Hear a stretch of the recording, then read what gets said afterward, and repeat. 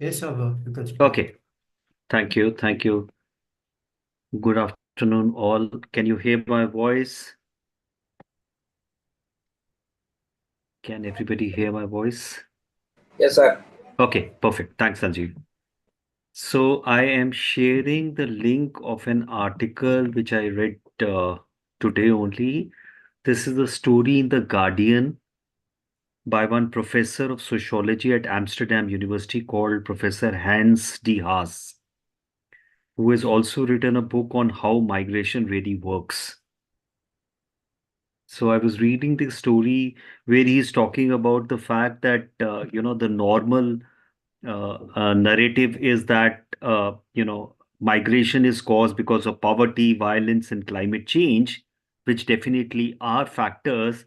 But the most important factor seems to be cheap labor, which is required by the richer Western countries and which is supplied by the poorer southern countries. The second point that he makes, Anjali is joining. Okay. The second point that he makes is international migration is currently approximately 3% of the world population, and it is stable over the past half century. So it's not that migration is over the roof or has increased drastically. It seems to be the same across the last half century. And in this 3% migration, refugees constitute 10%, which is about 0.3% of the world population. And this has been constant over the last half century, as he says. So you can download this article, this story in The Guardian. It's an opinion piece, and you can also go through it. Again, as I said, I'll keep repeating scholarship, academics is all about perspectives.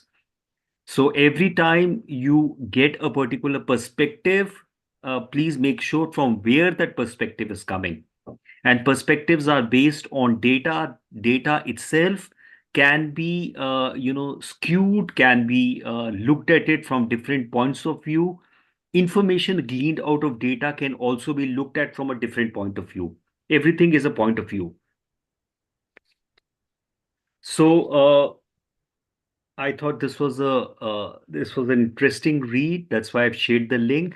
People who have joined late, I was talking about a story in The Guardian by this professor of sociology from Amsterdam University, who has also written a book, How Migration Works, Really Works. You can read the article, download it, and you can share it in your network, in your class network. Okay, let's finish what we started 2 weeks back on transnationalism. Hang on. Let me share this presentation. Where are we?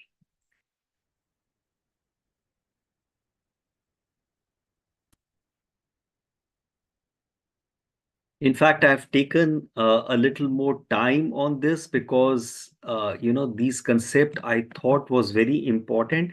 As I keep repeating, the way things happen in these classes, you can stop me at any moment of time to add your perspective, or there is something that you wish to share or to ask a question. You can straight away object or raise your hand or put it in the chat. Either which way works. Okay.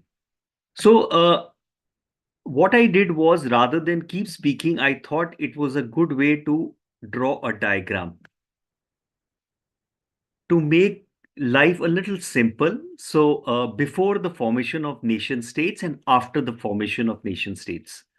Before formation of nation states, person one moves migration voluntary forced, migrant person one to place two. The identity, the homeland, there is the concept of a homeland is the place from where you come, but there is no names given to it. So your homeland is typically the tree that you worship, or the animals which are there, or the rituals that you practice. That was how migration used to happen. After the formation of nation states, we have started given names. So there is an emigrant which moves from a homeland and an immigrant which moves into a hostland.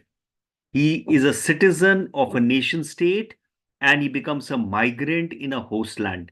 And that migration is again a voluntary or a forced. As Professor Hayes says, irrespective of the fact that we have looked at poverty, in fact, he brings out a very interesting things. He says that when a nation actually becomes developed or is in the developing stage, the number of people who want to migrate becomes more because now with education and with development parameters, people aspire for more. And that is something that you can see even in India in terms of rural heartland.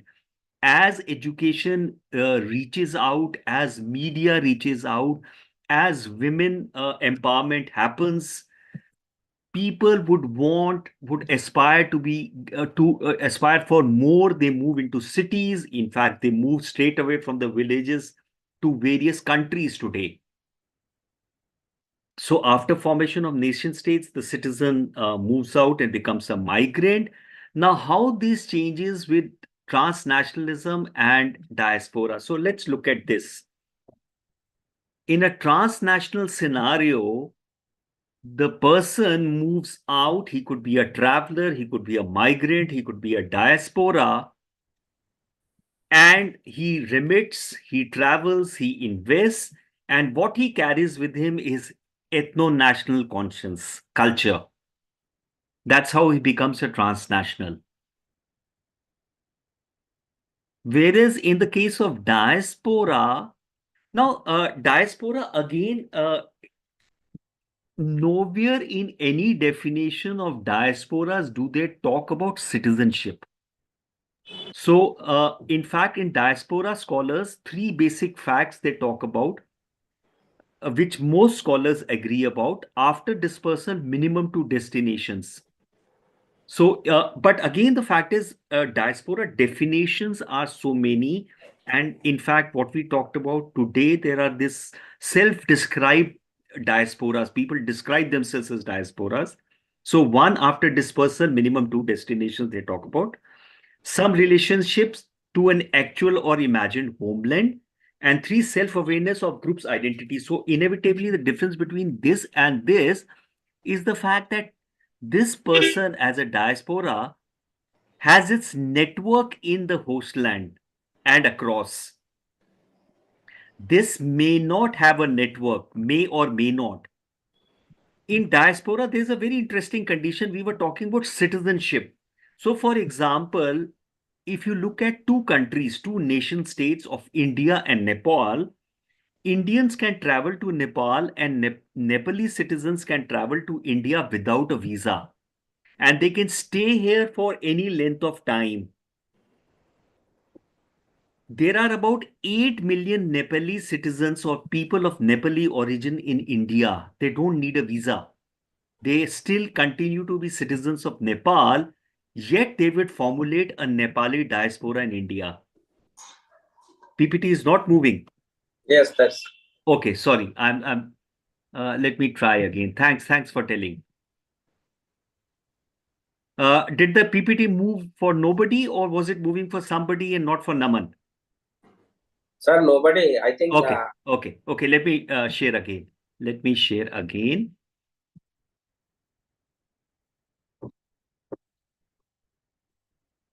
Did it move now?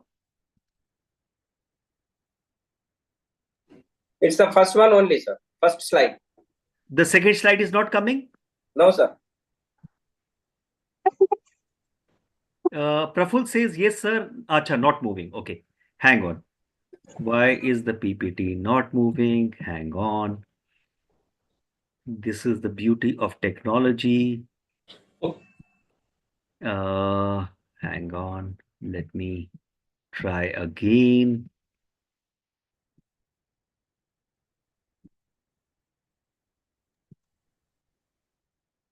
Is it moving now? Sir, try to put it in slideshow mode, then it may move. I'm trying to put it in slideshow mode only. Share screen. Okay, hang on.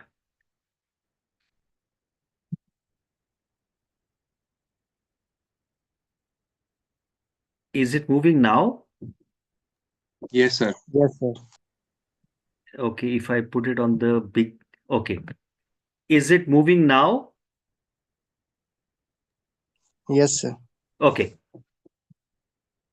Yes, moving. Okay, perfect.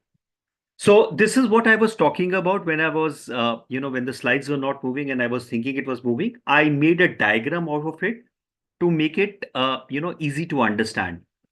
Before the formation of nation states and after the formation of nation states. Before formation, it was from place 1 to place 2. There's a migration, voluntary or forced. There is a person 1 who's a migrant person 1. After formation of nation states, there is a nation state which is a homeland, and there's a nation state which is a host land. And in the homeland, the person is a citizen. In the host land, he's a migrant. He or she is a migrant. And then we give, titles like emigrant and immigrant. So this was the conventional migration. How this changes with transnationalism and diaspora. Is the slide moving? Did the slides move? Guys? The second one only. Did I come? I have come to the third one. Did you get the third No, slide? no, sir. No, sir. Damn. Why is the slides not moving? Okay. Is it, can you see the third slide? Here, third slide? Yes.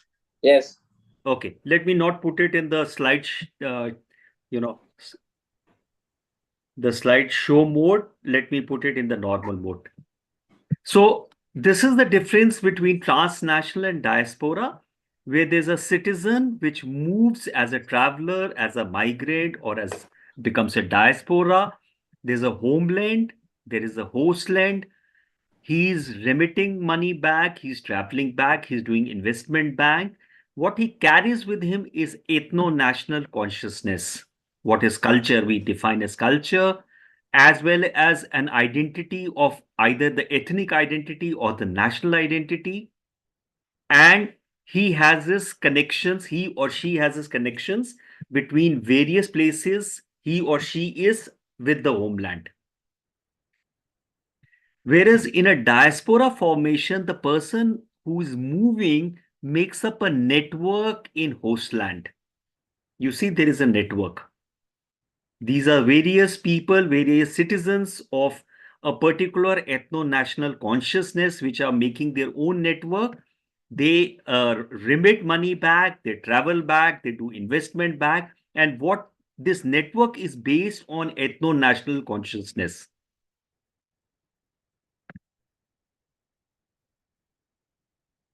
Guys, is this thing clear? Does this make sense? Yes, sir. Okay. Now, remember last time we talked about, somebody mentioned the fact citizenship. Now, interestingly, hang on, there is, yes, sir. Okay. Okay, perfect. Now, interestingly, I was giving the example of India and Nepal, two nation states. Indians can go to Nepal, and Nepalese citizens can come to India without a visa, and they can stay for any length of time. Now, in this case, there are about 8 million Nepalese in India. And there are slightly less than 1 lakh Indians staying in Nepal for a varied length of time. Now, they do not convert. They are staying, they don't need a visa. So the Nepalese citizen in India would typically be called the Nepalese diaspora. In fact, I was looking at this book written by the Vice Chancellor of Sikkim University on Nepalese diaspora. So in fact, what Sada sir was talking about projects, if you look around, there will be people of Nepalese descent, Bhutanese descent, Bangladeshi descent, who have settled. In fact, the very fact of Remember, we had talked about how self-defined refugees from West Pakistan who had come after partition in one place were defined as a diaspora. So these could be projects which you could look around when you look around and you meet people such as these. It's a very interesting thing to ask, where do they come from? How did they come in India? Have they always settled out there? Did their grandparents or great grandparents travel to India from somewhere else? This could be good projects. Okay. Nancy Green talks about variety of application of the term transnationalism. So she talks about transnationalism means many things to many people. Again, as I said, always in academics, it always depends on who has defined and what is the perspective or point of view of that person. Many things to many people, from crossing physical boundary borders to crossing intellectual ones.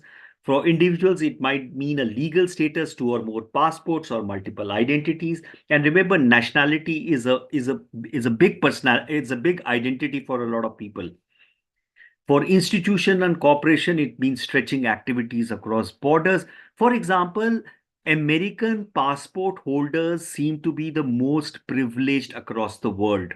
In many places, American passport holders do not need visa or visa on arrival. So American passport is a very strong passport. Now that's a great identity for people.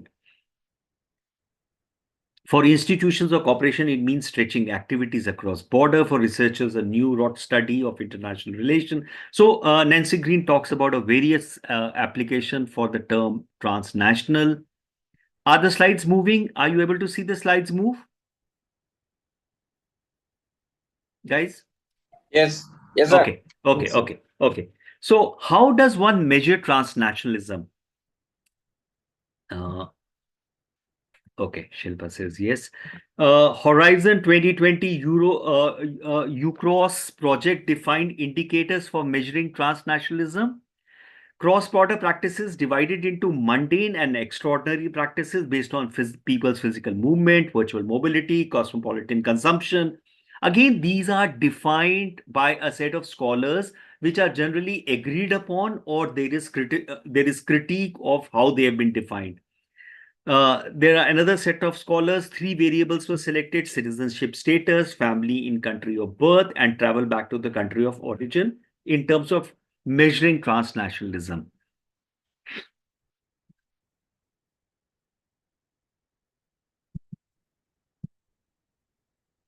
The main variable can be classified as type of actors involved, organization or private citizens, type of activities, socio-cultural, economic, political, the degree of integration and segregation. Because there are so many levels at which human beings operate.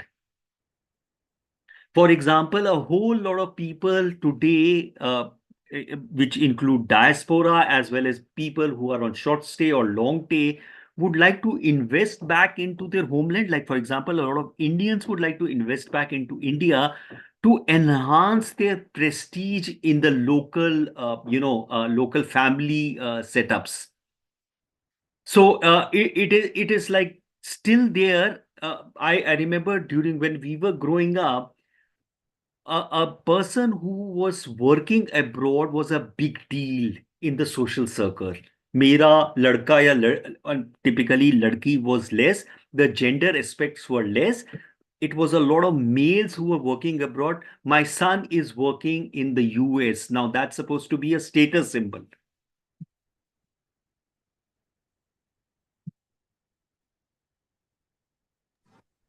Degree of cosmopolitanism, where the actors involved have built meaningful connections with more than two countries rather than have only with the country of origin and country of host. So that is how transnationalism is being measured. The degree of emotional belonging, to what extent the individual feel they belong to one rather than another country. Today, multiple individuals have multiple properties across the world.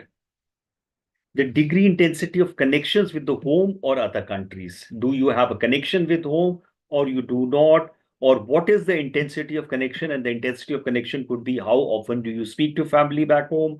How often do you travel, etc., etc.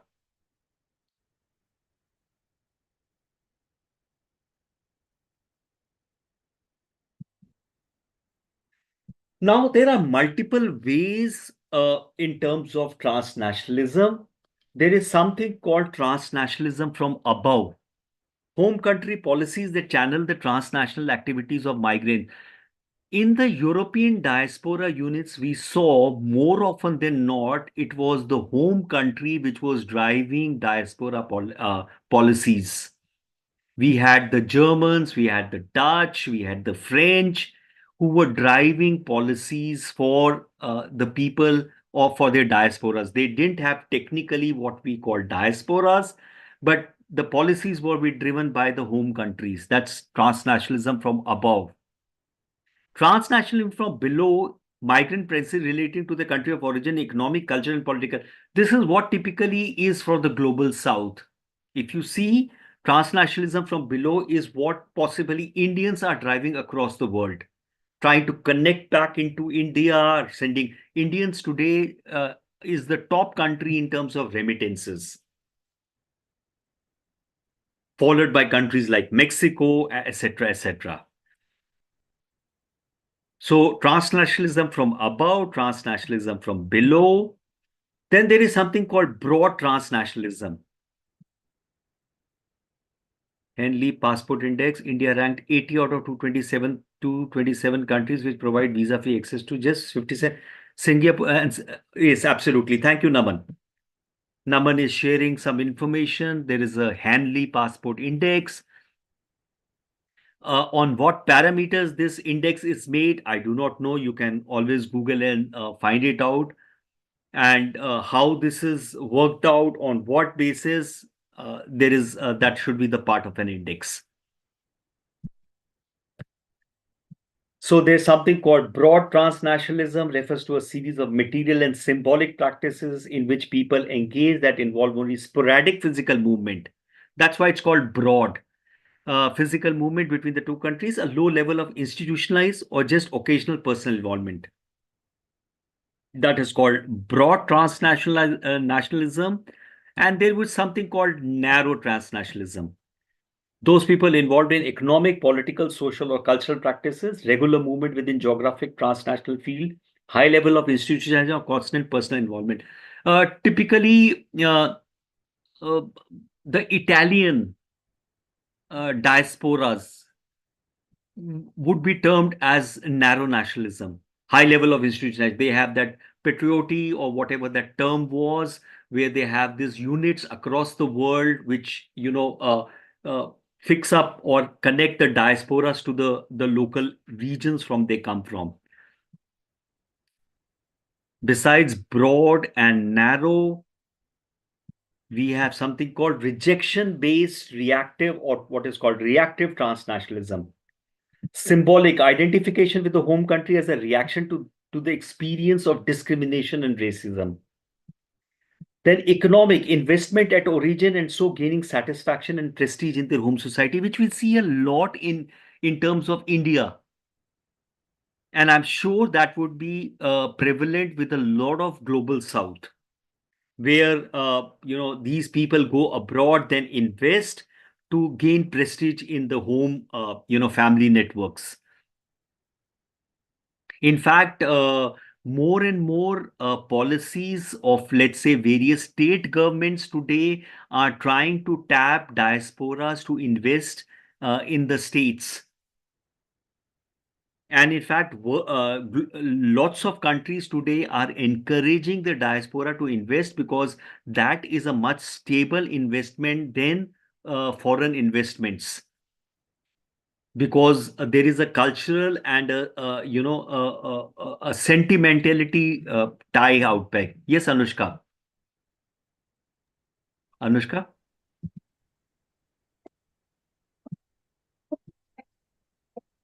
Anushka, your voice is cutting.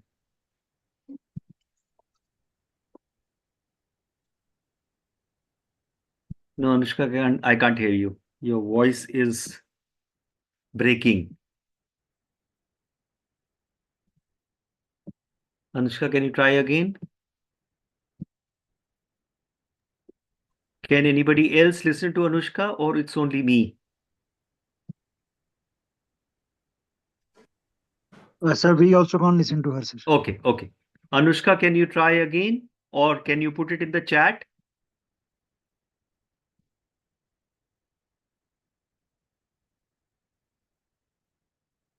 Anushka? I think she's having a difficulty with her net.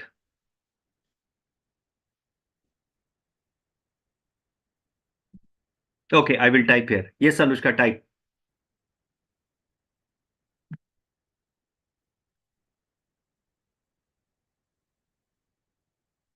See, yeah, not always. There is obviously any business is talking about economic gains, but there are a lot of non-economic gains when people do business, especially diasporas. So, for example, a lot of diasporas. See, as I said, underlying aspect of business is always an economic sense, but there are always non-economic parameters which help people make decisions. So, for example, if there is the choice of country A and country B, and country A happens to be the homeland, and country B might give a differential return, a diaspora might want to invest in country A, which is the homeland, based on a non-economic benefit that he or she derives. Anushka?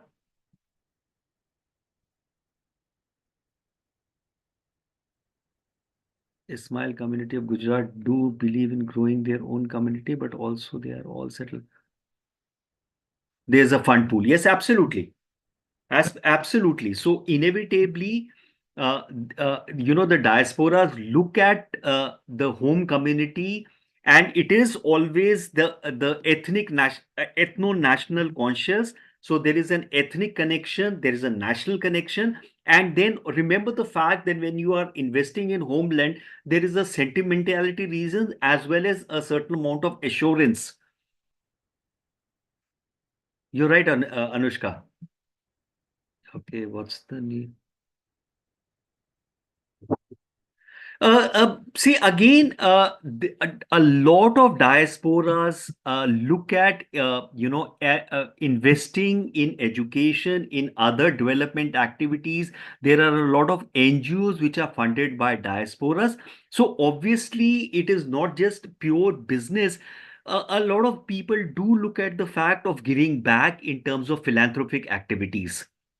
There are, in fact, there is an example. There's a venture fund network called TIE, which is composed of American techies, entrepreneurs who have invested in India. In fact, they started the basic entrepreneurship model in the country.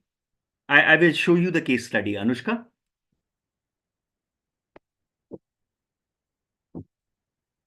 Okay. So there is a rejection-based transnationalism, and there is something called a reverse transnationalism, which we saw during in the African diaspora when we were looking at the West Coast, West African diaspora. Second generation return to their homelands and they're linked to the country of birth. So, in fact, a lot of African countries are trying to get back the African diaspora back home to develop their own. Okay. So these are the various types of transnationalism. Let's look ahead. Then there is another concept called the transnational citizenship. In the past few decades, the discourse towards non-territorial or extraterritorial citizenship. And in fact, this is what we have been talking about, this negotiation between migration and between on one hand and trying to prevent immigrants from coming in fact, Europe has just passed some law which the right wing organization, not the right wing, the rights organizations are saying it will lead to chaos and will lead to hardship for the immigrants. Now the interesting part, in fact, this story that I shared with you, a lot of students joined later. Let me share this story again. This is a story in The Guardian. by this professor from Amsterdam University, a sociology department, where he's talking about the fact that the politicians understand the fact that migration is not caused by whatever the factors they shout about. So, in spite of the fact that US and the US political parties or the president candidates might shout against immigration, but the fact is tacitly they approve, because at the end of the day this is cheap labor which is coming in. And again, remember, at the bottom of it, Anushka, what you were saying, it's economics which work. At the bottom of everything there is a certain economics which work. There is a requirement because most of these Western countries are short. Think about it in India. Look at what the most precarious occupations, who are the people doing the most precarious occupations? The cleaning, the garbage picking, they would typically be migrants because the local people would not do it. And this is not just in India, across the world, we see that. So there is this negotiation towards, there is also this new concept of transnational citizenship and discourse towards non-territorial or extraterritorial citizenship has grown, has challenged the idea of citizenship connected to the territorial. Now with globalization in terms of a faster transportation and media connection, why would a citizen of a country only look at territory? Why can't a citizen be a citizen anywhere? And that's how it has come from. Fox defines full transnational citizenship as a membership in more than one national political community. After all, citizenship is nothing but a political entity. Transnational citizenship transcends pre-established territorial boundaries to create a modern meaning of belonging. At the end of the day, citizenship is also an identity, a sense of belonging. And it's an increasingly globalized society. So why can't that belonging be anywhere? In terms of social and political forms of belonging, the trans is marked by multiple identities and allegiances that might include all the aspects of citizenship of selected, applied to social, economical, but not political. So this is how this new concept is being talked about, based on the idea that in the new global framework, obvious ties surface between immigrants, their home countries, and the receiving countries. Institutionalization of transnational connectivity through citizenship, and that is where countries are now looking at dual citizenship. They are allowing people to have dual citizenship. However, there is again this other aspect which comes, that when people start looking at from the, so for example, a lot of citizens would say, why should we give the immigrant a citizenship of this country and decide on the politics when these people are not even staying here? In fact, in India, this debate happens a lot, where they say that these people have gone for a better lifestyle abroad and they still continue to dabble in local politics. If they are so, wanting to come back, they are so interested in the country, why don't they come back?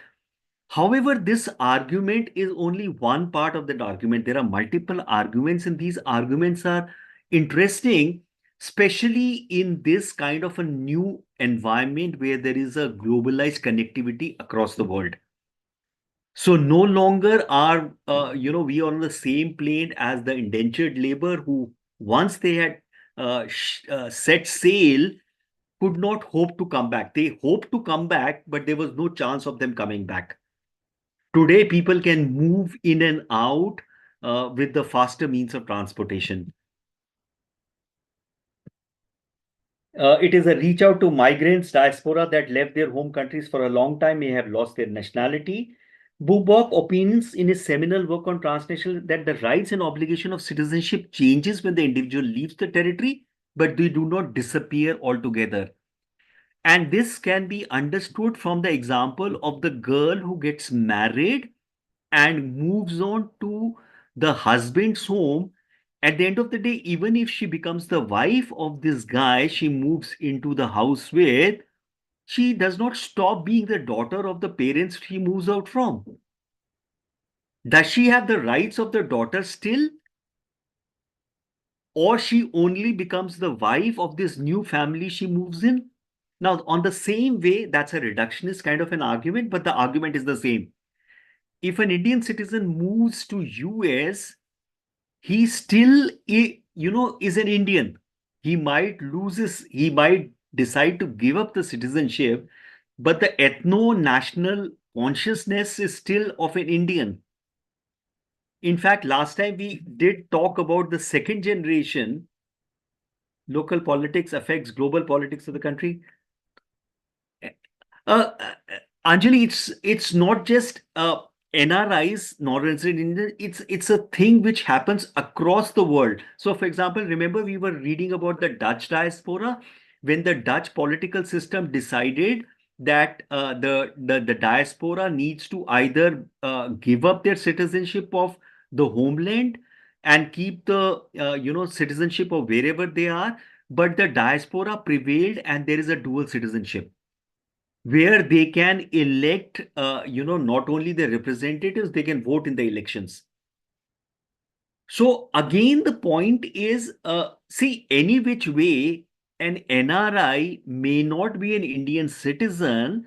They might be citizens of US or various European countries, but they keep dabbling in local politics in terms of sending money, remittances, giving to political parties, etc., etc., etc.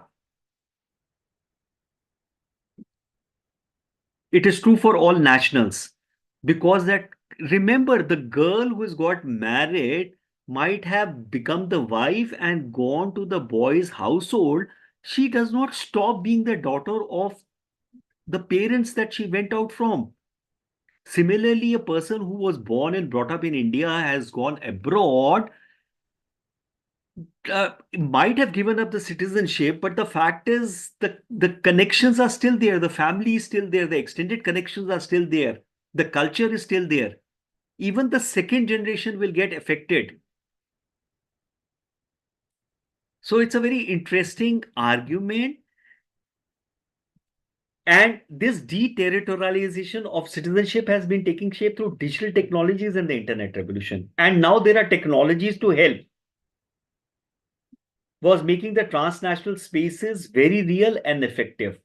And where the concept of digital diaspora today comes in, where people can work from just any part of the world.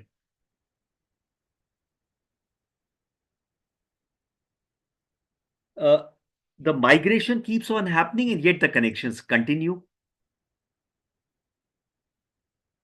Is somewhat limited for H-1B visa. Absolutely. In fact, Anushka, there is this interesting movie called Namesake. If anybody has not watched it, you must watch the movie. It's called Namesake. It's about this Bengali couple and their children who travel to the US from Kolkata, and they have children out there who, the migrants are always in this conflicted state. Namesake is the name of the movie. It has got Irfan Khan and Tabu.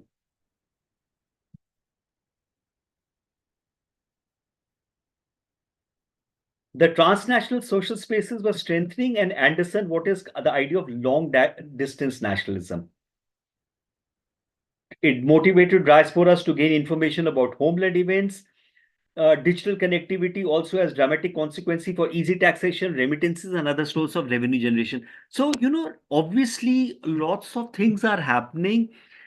The bureaucratic processes of states are slightly behind the curve because people are driving the show, and obviously technology is there to back up. So today, for example, what Shrestha said last time, she's sitting in Dubai and she's listening to this lecture in India done by IGNU. This is almost a transnationalism based on a book by Jhumpa Lahiri. Yes, Anjali. In fact, Jhumpa Lahiri has also done a good cameo in it.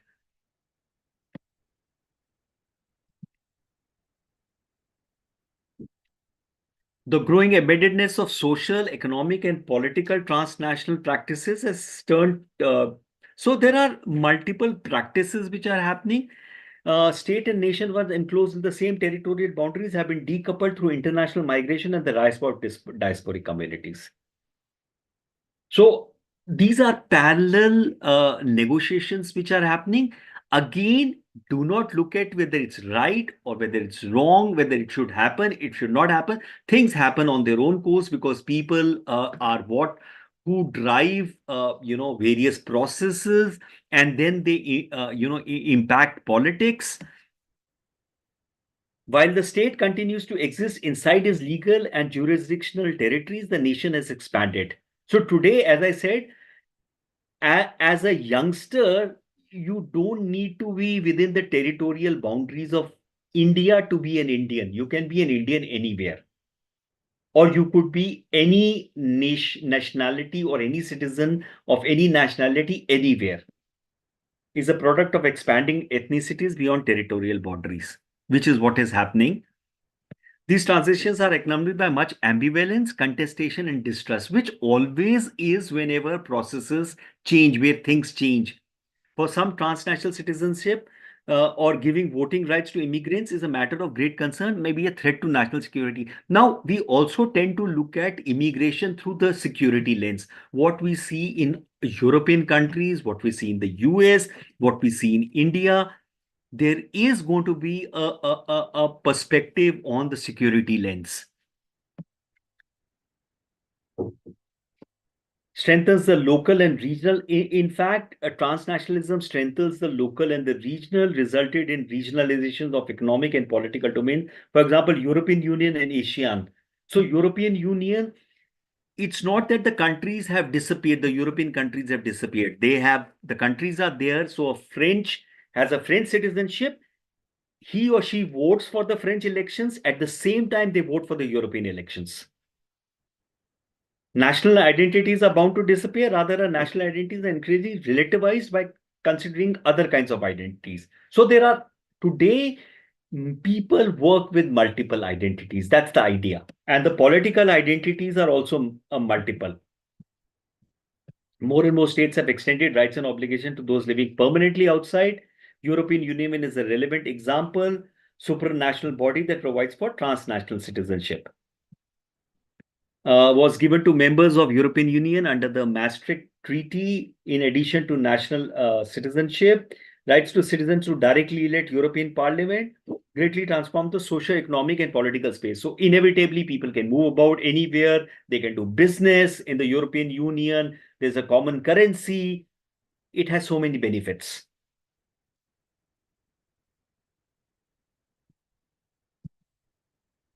Okay.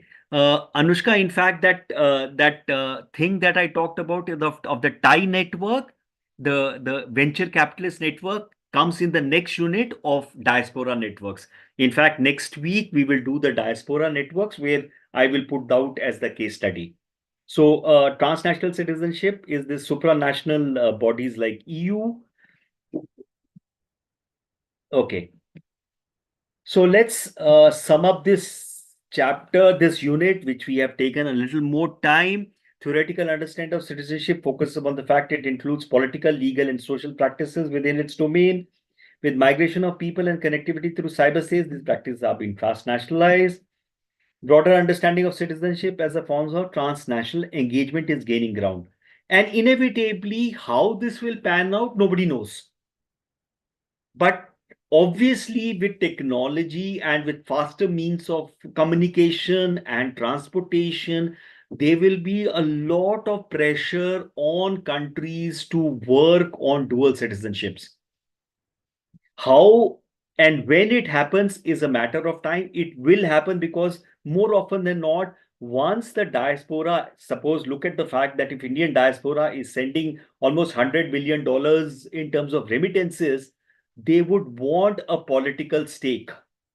How this works out will have to be seen. Okay. Transnationals is a response of liberal democratic states towards increasing economic globalization and migration and settle of people across national borders. Study of transnationalism explores how an increasing connected world through both internet and global travel impacts relevance of boundaries and borders. Discussion centering on transnational span discourses on socio-cultural activities, cross-border entrepreneurship, everyday practice, post-migration, political parties, right to vote. So if you look at the fact that because look at the experiment. Kartarpur is a holy shrine of the Sikhs, which is currently in the nation state of Pakistan.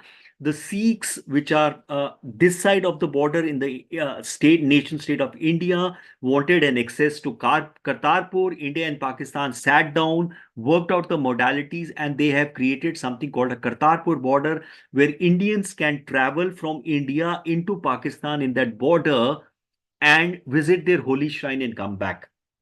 Now, when the pressure of various communities will come and followed by economic muscle, nations will have to give way.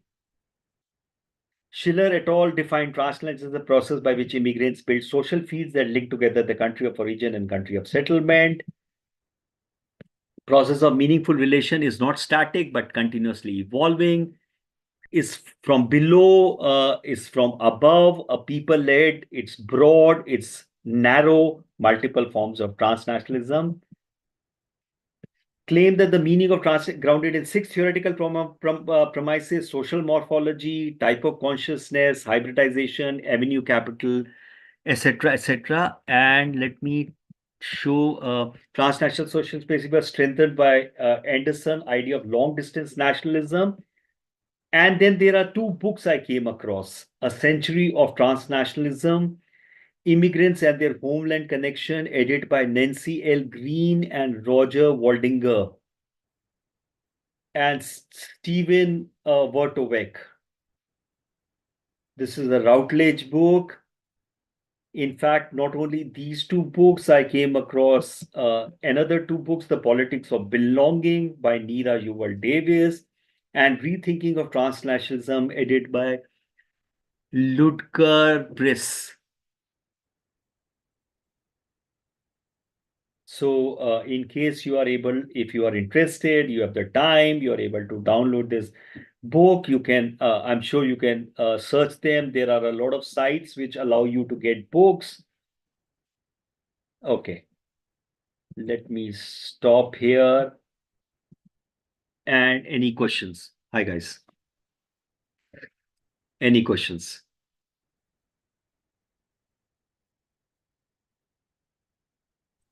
So, this thing about like my son or son-in-law like working out like abroad, does this stem from a colonial mindset in any form? Working abroad today, when you say working abroad, more often than not, people are aspirational. And one of the aspect of aspiration is economically well off. And inevitably, working abroad is a way. Say, for example, as I was growing up, there was these IITs who were giving a course called aeronautical engineering. And in fact, this is a lot relevant today itself.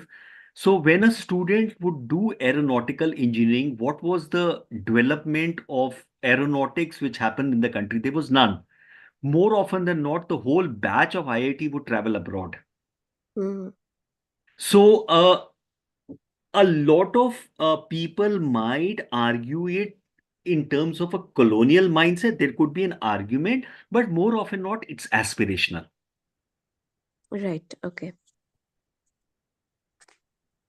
Anushka, what capability to migrate? So in fact, this story that I shared with you in The Guardian, where this professor is talking about the fact that countries like India, the mid-range countries like India, is seeing more migration because today, remember, the poor people cannot migrate. The poor people do not have the resources to migrate. It's the rich people who have the resources to migrate. Unless it is a forced migration whereby nobody has a choice. But more often than not, a voluntary migration is done by the rich. And inevitably, once the country develops, then there is a certain amount of mid income or rich people who are then having the resources to migrate. And then they have this aspiration to do better. With the aspiration, the other reason, considering your example, definitely is one has the capability. Absolutely. So poor, that's what the professor says. He says we are wrong in saying that once we develop, the poor countries, then the migration will stop. No, they will not. In fact, the migration will increase. And we have actually seen that once you have the capabilities, so for example, a person who would have done aeronautical engineering would already have the means.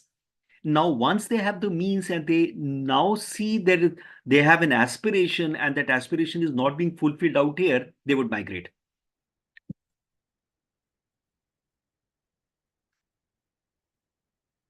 Landed up in US due to Y2K. Kangat, absolutely right. Because there is an opportunity. The people out here have the resources, they will migrate.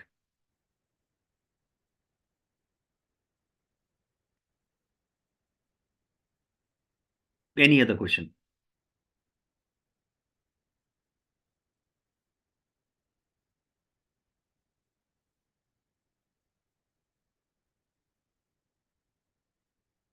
Is there any connection between transnational citizenship?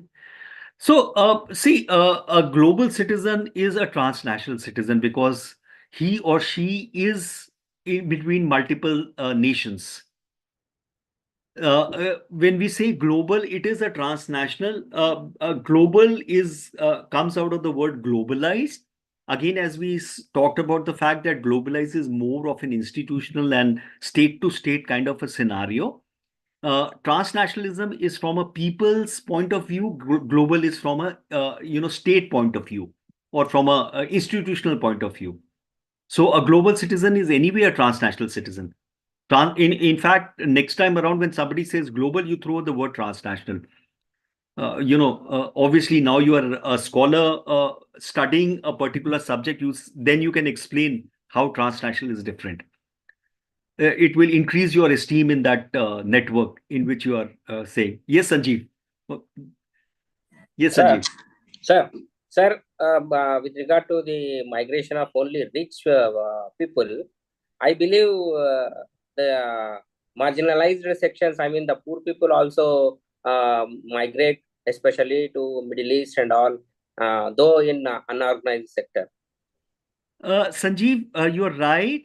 The poor people would then, in fact, we had in one of the units, we had seen about these women from Bangladesh who were migrating to the Middle East to get an opportunity in the healthcare sector or the domestic sector.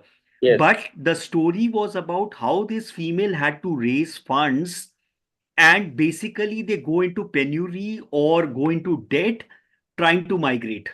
Yes, that issue is there, sir. So inevitably, whenever you have, skilled technical people from villages who try and migrate to the Gulf or to countries to get a better, more often than not, they first go into debt or their family is going to debt. They sell their land, acquire that money, and then migrate. So inevitably, you need to have resources to migrate. Poor people do not have resources. Yes, I understood, sir. Unless it's a forced migration where, for example, the Rohingyas, if you see from Myanmar, they were forced to migrate by the policies of the Myanmar government, and those guys are very poor. Yes. Yes, sir. I understood. Okay. Naman is asking what could be the challenges for providing dual citizenships to Indian living abroad. So Naman, it is not it. See, remember, it becomes much trickier because remember it's a political thing. So in political thing, there is going to be a blowback from the local politics. See, it is all good when the prime minister goes and addresses diaspora across the world. Whenever you start talking about giving, in fact, I think it was Tanzania which was talking about dual citizenship and then later cancelled it because there is going to be the local politics to deal with. And then when people start looking at things from a security lens point of view, it becomes doubly difficult. There will be exceptions. How do then are you talking about dual citizenship for all diaspora, or are you going to be talking about dual citizenship for one country diaspora? And if you're going to be talking about all diaspora, then remember with India and countries like India, China, and other countries, the numbers are huge. And when, city states like Singapore, it's very easy to do things. Or states like Netherlands, or these are very small states. These are very small countries. The whole Europe will possibly easily fit into UP or Bihar somewhere. So with India, the challenges become multifold because, and what category of diaspora? Because they were indentured labor. Do Indian descent also come as diaspora? Do we give them citizenship? How does it work out? It's going to be tricky. So that's why possibly the Indian government started with the OCI scheme, uh, which is an intermediate thing. That, see, this needs to have a public discourse and a debate and multiple discussions before it can go about. Naman? Yes, sir. Yes. As I always say, with India and countries like India, things become that much more complicated because we are huge in terms of numbers. And when numbers come into being and the diversity is huge, more often than not, unless there is a public debate and discussions over a length of time, doing anything will be counterintuitive. In fact, things will go south before you realize. Yes, sir. Okay. Any other question? Okay. Yeah, Praful. Sir, is there any forcefully migration include in transnationalism? So, for example, अब जैसे Praful, for example, the Rohingyas were forcefully pushed out of Myanmar, and Rohingyas are settled in not only in Bangladesh, there are Rohingyas in India. Now they carry their own culture, and yet there would be some part of the Rohingya network or families back home who could not migrate. They would also constitute as transnational if they are able to connect back, and if they, for example, have a mobile phone by which they are able to connect back, they would be a forced one. Or let's say, the Armenians who have been pushed out of, there is this enclave which has been taken over by Azerbaijan. So there are multiple cases of forced migration. बहुत सारे cases हैं forced migration के. uh, I was reading about this Bhutanese of Nepali descent who were pushed out of Bhutan and who are in refugee camps in eastern part of Nepal. But there are families of those people back in Bhutan. तो कोई country ऐसा नहीं है, no country is bereft of this majority minority conflicts, and then the politics play and people are displaced. A lot of people are displaced by force. Praful? Yes, sir. Sir, can you please explain with example between these two broad transnationalism and narrow transnationalism? अच्छा, तो broad, जैसे broad और narrow का होता है कि broad is much broader in the sense के कभी कभी हम चले गए, sometimes we visit, sometimes we do not. Narrow translation is when the contact is much more. Say for example, let me give you an example, Praful. Let's say there is a person from UP who has traveled to Kerala for work. मैं internal का example दे रहा हूं. अब वो केरला में जाके वो साल में एक बारी, one time he comes back, or couple of times he calls back and speaks to his family back home. That is broad. Whereas narrow, he is constantly remitting money back home. वो हर रोज call करता है, he is calling back home every day, he is visiting every month or so. That's narrow. Praful? Yes, sir. Thank you, sir. Okay. Okay, I think we have finished our time. Wish you all a very happy new year 2024.